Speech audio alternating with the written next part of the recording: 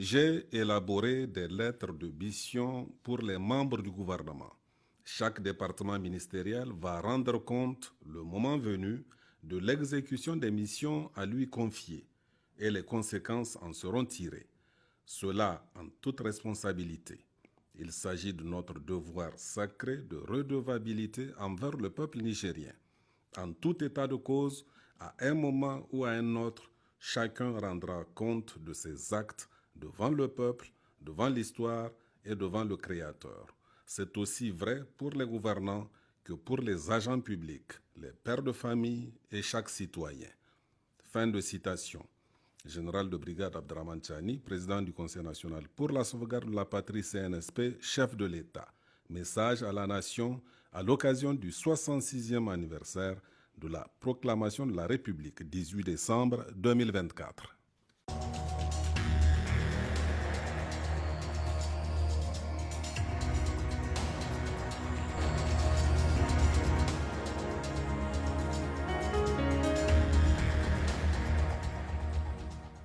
Mesdames, Messieurs, bonsoir. Dans la série d'entretiens avec les membres du gouvernement sur la mise en œuvre de leur lettre de mission à eux confiée par le président du Conseil national pour la sauvegarde de la patrie, chef de l'État, le général de brigade Abdraman Chani, nous recevons ce soir le ministre de l'Urbanisme et de l'Habitat, M. Salissou Sahirou Adamou. Je rappelle que vous êtes à la tête de ce département ministériel depuis plus de 18 mois. Nous marquons donc aujourd'hui une pause pour faire le bilan global de vos réalisations pendant cette période. Monsieur le ministre, bonsoir et merci d'avoir accepté notre invitation. Pour entamer cet entretien, la toute première question, la question des logements et des lotissements constitue un véritable casse-tête pour les populations. Comment développer une stratégie pour améliorer un cadre de vie dans les centres urbains et périurbains en prenant en compte les questions de l'hygiène, de l'assainissement et de l'aménagement des espaces publics et les logements sociaux en relation avec les collectivités? Bonsoir Alhaji Ousmane, bonsoir Ablaye Tchemogo. Et merci de m'avoir invité sur le plateau de la télévision nationale pour échanger sur les réalisations de mon département ministériel, conformément donc à la lettre de mission qui m'a été assignée par son Excellence le président du Conseil national pour la sauvegarde de la patrie, chef de l'État, le général de brigade Abdraman Chani. Et avant, permettez-moi de rendre un hommage au tout-puissant Allah pour ce qu'il fait et continue de faire dans le cadre donc, de notre confédération AES, afin que nos populations donc, puissent vivre en toute quiétude et paisibilité. Donc, je voudrais également leur adresser mes chaleureuses salutations donc, et mes meilleurs vœux à tous égards. Et concernant votre première question, dans le cadre donc, de la mise en œuvre du programme de résilience pour la sauvegarde de la patrie, dans le domaine de la planification urbaine et de la régulation du foncier, plusieurs outils de planification ont été élaborés sur front propre de l'État. Entre autres, donc, nous avons l'élaboration du schéma directeur d'aménagement urbain donc, à SUDO, des villes de Zander, Tilaberi et Magaria. Nous avons les mises à jour des SUDO donc des villes de Tawa et d'Agadez. Nous avons la révision du SUDO de la ville de Maradi. Nous avons la mise à jour des plans urbains purs, donc des villes secondaires de Tessawa, Guidanrum, Jitera, Madarumfa et Koni. Et enfin, nous avons l'élaboration aussi du pur donc, de Guidimouni. Comme projet phare, nous avons l'élaboration du schéma directeur d'aménagement urbain donc, de la ville de Niamey et ses alentours. Il faut le rappeler, l'ancien SUDO de la ville de Niamey date de 1984 et il est vieux de plus de 20 ans. Donc c'est ce qui explique d'ailleurs la mauvaise organisation de la ville, donc, parce que tous les outils de planification qui ont été mis en place sont faits donc, avec une planification donc, qui n'est pas à jour. En ce qui concerne donc la gestion du foncier, nous avons initié conjointement avec la ville de Niamey des audits de lotissement de 2004 à 2021. Et dans le domaine de la construction et des logements sociaux, on peut citer 1797 logements qui sont en cours de construction sur financement du budget national avec des partenaires comme la Banque de l'Habitat. Nous avons 1000 logements abordables en construction par la SONICI et ses partenaires. Et nous avons un projet de 15 000 parcelles clôturées donc, et viabilisées, initiées pour les travailleurs nigériens à faible revenu. Et sur ce niveau, il faut préciser qu'à cette date, 135 bénéficiaires ont reçu leur clé en main et nous avons 714 qui sont en instance d'attribution. Et ces opérations de construction de logements se poursuivent aussi à l'intérieur. Et compte tenu donc de la situation financière actuelle du pays, en rapport avec les événements que vous connaissez, donc nous avons initié des lotissements avec les propriétaires coutumiers, là où donc l'État ne paye aucun franc. Donc, et cette opération de mobilisation de parcelles donc, nous a permis de mobiliser dans la ville d'Agadez 2659 parcelles et 21 terrains d'équipement. Et dans la ville de Tawa, 1206 parcelles et 33 terrains d'équipement. Et dans la ville de Niamey, 7272 parcelles et 120 terrains d'équipement. Dans la ville de Difa, nous avons pu mobiliser 5717 parcelles et 17 terrains d'équipement. Dans la ville de Dosso, nous avons pu mobiliser 250 parcelles, 18 terrains d'équipement. Dans la ville de Zander, 5400 parcelles et 48 terrains d'équipement en cours de mobilisation. Et pour les autres villes, à savoir donc Maradi et Tillabéri, le processus d'élaboration du dossier technique est en cours. Toujours dans le cadre donc, de permettre donc, la réalisation de ces projets, nous avons signé des protocoles d'accord avec des entités comme le Fonds de solidarité africaine, le FSA, et la Banque de développement pour la construction Charter Afrique. Toutes ces actions nous ont permis quand même de relever de manière significative donc, le taux de réalisation des logements qui est passé de 12 à 25% pour l'année 2023-2024. D'accord. Monsieur le ministre, toujours en lien avec cette première question, vous le savez, la question du logement, c'est une question sensible. On a en face deux groupes de prioritaires et de l'autre côté des locataires.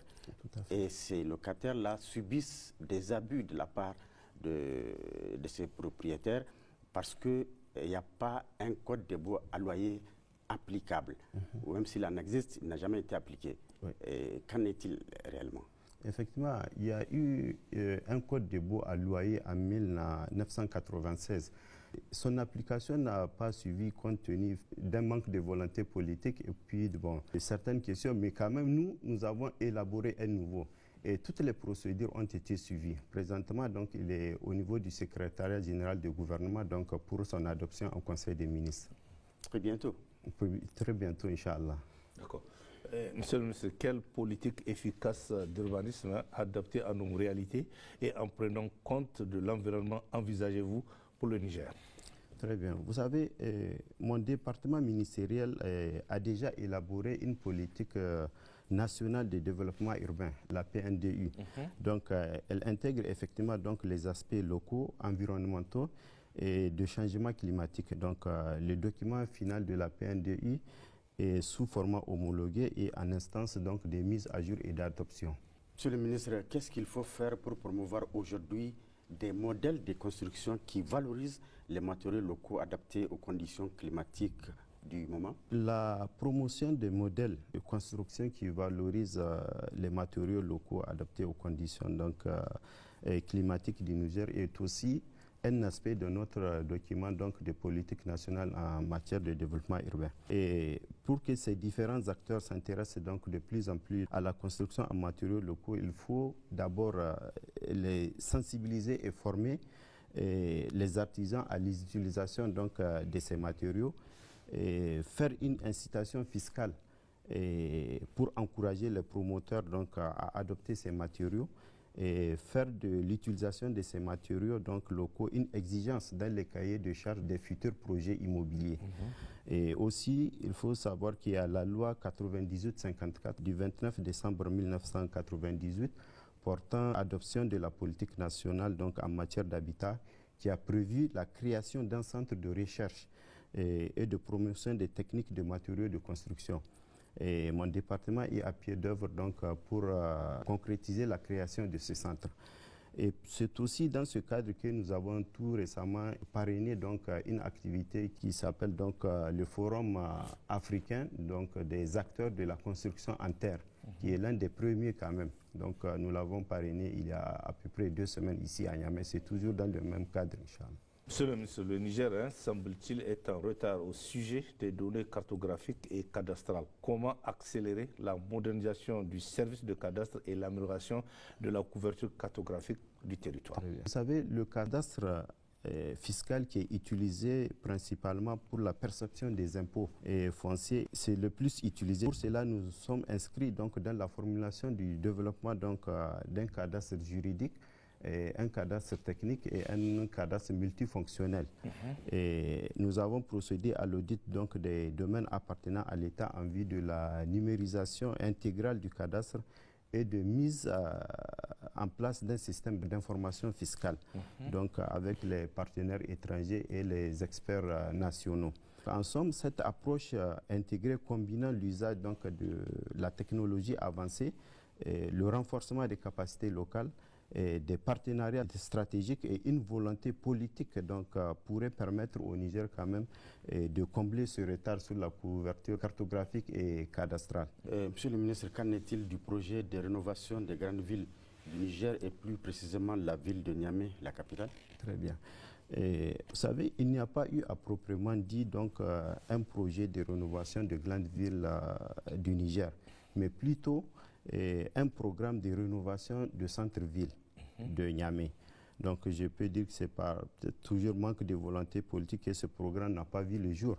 Et ce programme concerne le centre-ville de Niamey, comme son nom l'indique, et des quartiers donc, de ville de Niamey comme Dezébon, Mauré et La Kouroussou. Donc il fut transformé en 2012 comme programme Niamey-Niala, et avec comme agence d'exécution un commissariat au programme Niamey-Niala. Et les missions du programme Niamey-Niala ont pris fin avec la création de l'actuelle agence de modernisation des villes du Niger, l'AMV. Donc nous sommes en négociation avec des partenaires pour pouvoir relancer le projet de rénovation des grandes villes donc, du Niger. Et les études de la rénovation de certains villages urbains aussi, comme Gamkale et Saga, sont aussi donc, en cours avec l'ONU Habitat. Et d'autres anciens quartiers et certaines villes de l'intérieur sont également concernés par ce programme. Il s'agit de Koni, de Zander, de Maradi, pour ne citer que cela. Oui, monsieur, nous parlons toujours de cette question de rénovation. Vous l'avez dit, ce projet-là, ça fait des années qu'on en parle. Et jusqu'ici, il n'y a même pas, quand on prend la ville de Niamey, il n'y a même pas un début de solution par rapport à ça. Exactement. Qu'est-ce qui se passe? Donc, je vous l'ai dit, il y a cette question de volonté politique qui est là. D'accord. Et si vous voyez, donc, c'est pour ça que je disais tantôt, nous avons initié l'élaboration du schéma directeur de la ville de Niamey et ses environs. En fait, tous ces travaux-là, le SUDO est la base. Parce qu'en fait, pour avoir quand même une ville qui est assez bien structurée, bien sûr. Donc il faudrait avoir un document de base qui planifie, qui détermine tout. D'accord. Donc c'est pour vous dire qu'avec le SUDO de Niamey, nous sommes en fait dans cette optique, effectivement. Nous sommes en discussion donc avec des partenaires justement par rapport à cette question de modernisation des villes. On peut espérer la réalisation de ce projet pendant cette période que nous vivons de refondation de la République ou pas? En tout cas, c'est ce que nous faisons et on met toutes nos forces pour que effectivement ça ait lieu le plus tôt possible. D'accord. Monsieur le ministre, réellement, est-ce qu'on peut parler de volonté politique quand on sait que dans la plupart des cas des projets, oui, les fonds ont été débloqués? Tout à fait. Justement, en fait, il y a cette question, comme je l'ai dit, de volonté publique. Maintenant, je vais vous donner un exemple. Toujours dans le cadre donc, du SUDO de la ville de Niamey. Je vous disais tantôt que le dernier date de 1984 et il est dépassé de plus de 20 ans. Mais tous ces temps-là, comment est-ce qu'on peut expliquer qu'il n'y a pas eu ces études-là? Vous voyez? Donc il a fallu maintenant, nous, avec notre installation, on a trouvé un marché qui est là. Mais la communication n'a pas suivi, oui, oui. Parce que vous savez, donc, selon les textes maintenant, avec un marché de plus de 300 millions d'euros, il faut faire une communication au Conseil des ministres. Donc, il a fallu la venue du CNSP quand même. On a expliqué le projet et là, vous avez vu, donc, la communication est passée à peu près 2 ou 3 mois comme ça. Donc, ça veut dire que nous sommes effectivement dans toutes ces questions-là qui ont trouvé de blocage si on peut dire donc par rapport à la politique, je ne sais pas. Donc on est en train de proposer des solutions pragmatiques et faire un pragmatisme donc dans le sens donc de la concrétisation de ces projets, Inch'Allah. D'accord. Monsieur le ministre, une autre question qui préoccupe vraiment les populations. À l'ère du numérique, oui. Vous savez très bien que ça facilite la vie. Absolument. Et trouver une adresse à Niamey, ça devient un problème. Tout à fait. À quand un nouvel adressage dans nos grandes villes?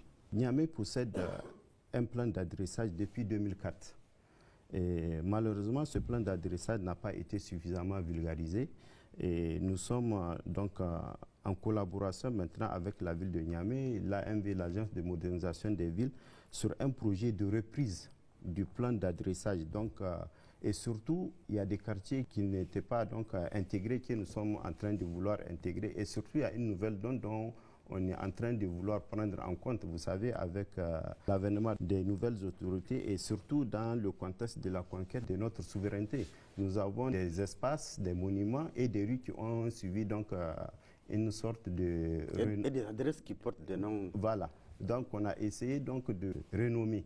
Donc maintenant, le plan d'adressage qu'on est en train de reprendre, c'est justement pour intégrer donc tout cet important changement pour que nous donnions effectivement à certaines rues, comme on l'a fait, ou certains monuments, donc le nom de nos héros ou africains. Et ce nouveau plan qu'on va faire sortir, nous allons veiller donc à sa vulgarisation et vraiment pour qu'il soit connu de tous, Inch'Allah. La question de lotissement suscite énormément de débats dans quasiment toutes les grandes villes du Niger. Que faut-il faire pour mettre de l'ordre dans ce secteur? Et vous conviendrez avec moi, s'agissant de cette question de lotissement, c'est un véritable casse-tête pour pratiquement toutes les communes du Niger. Absolument. Voilà, parce qu'on ne sait pas qui est vendeur, qui est acheteur, ça pose énormément de problèmes. Voilà. Tout à fait. Ok, donc pour cette question, vous savez, il n'y avait pas de problème de lotissement jusqu'à avant donc, la réforme en matière d'urbanisme de 1997 qui a autorisé le lotissement privé. Et la majorité des problèmes trouvent leur source dans les lotissements privés, car ceux-ci sont généralement faits sans le respect des cahiers de charges. Donc nous avons la viabilisation qui n'est pas réalisée, nous avons des dépassements en termes de superficie, souvent même des grands dépassements, et nous avons de l'autre côté donc, la question de la spéculation foncière. Ouais. Donc cet état de fait a d'ailleurs conduit le gouvernement en 2014 à suspendre donc, les lotissements privés. Et de plus, mon département ministériel s'est lancé dans une vaste opération de réforme des textes législatifs et réglementaires, donc relatifs justement à l'urbanisme et à l'aménagement urbain, dont l'un des points forts est que désormais tous les lotissements seront portés par l'État et les collectivités donc territoires ou bien certaines sociétés d'État. Selon la nouvelle disposition, donc, aucune ville ne doit normalement avoir une opération de lotissement sans être couverte par un document de planification urbaine en vigueur. Ce qui n'est pas le cas. Voilà, mais c'est sur ça qu'on est en train de veiller, nous, maintenant.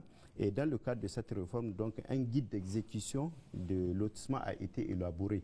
Et nous avons assuré la vulgarisation au niveau des collectivités territoriales pour expliquer les dispositions contenues donc, dans les différents textes réglementaires et permettre aux différents acteurs intervenants donc, dans la chaîne de production des terrains urbains de maîtriser donc, la procédure d'instruction, d'élaboration et d'exécution donc, des projets de lotissement. Monsieur le ministre, il y a de plus en plus de litiges liés à la question foncière, comme on vient de le dire, souvent même des litiges qui concernent les domaines de l'État. Quelles sont les mesures prises, bien entendu, en rapport avec le ministère de la Justice et le ministère des Finances pour résoudre ce type de litiges? Merci. Et oui, en effet, on enregistre donc de plus en plus de litiges fonciers entre citoyens et même des citoyens qui mettent l'État en cause dans la gestion domaniale.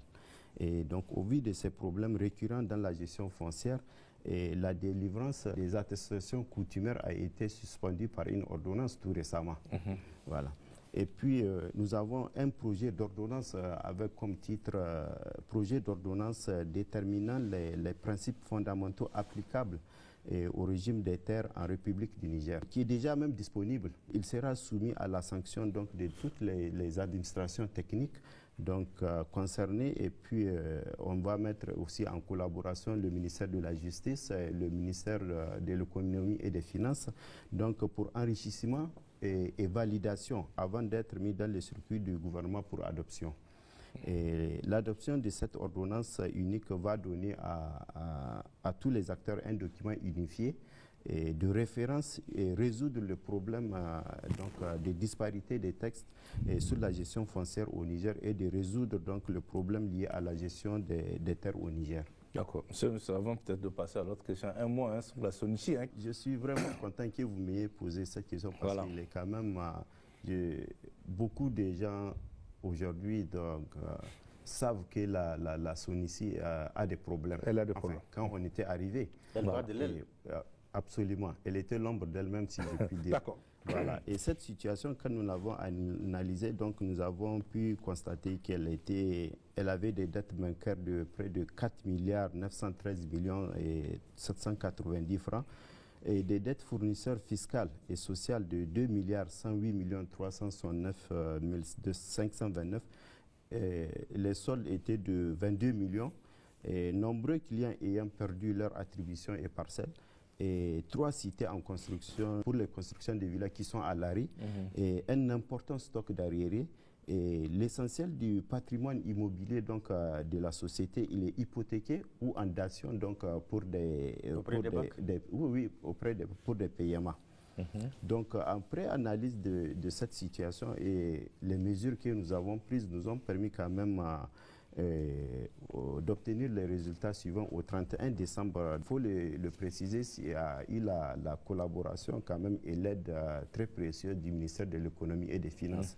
Donc ceci nous a permis quand même de rembourser les dettes bancaires plus les ajouts qui s'est élevé à 5 milliards 398 millions 506 740 et des dettes fournisseurs remboursées à hauteur de 765 millions 505 098 francs, des dettes fiscales payées à hauteur de 144 millions et 831 473 et 159 millions 441 011 francs payés aux prestataires.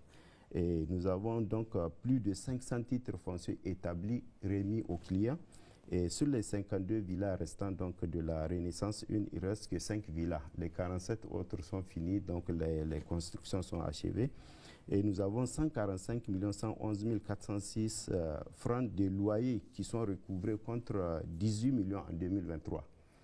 Et donc, 3 banques sur les 6 ont déjà restitué à la SONICI donc, les titres fonciers à la suite de l'appurement des dettes et les autres sont en cours de restitution. Je dirais qu'aussi en perspective, donc, nous avons la finalisation de la réalisation de 2 lotissements à Maradi et à Niamey, la digitalisation du patrimoine immobilier de la société, donc la reconstitution du stock de terrains et parcelles, et surtout à Niamey, afin d'assurer le programme immobilier de résilience pour la sauvegarde de la patrie et résoudre les litiges récurrents donc, avec la clientèle. Vous avez pu éviter le fiasco à la SONICI. Si on peut dire ça.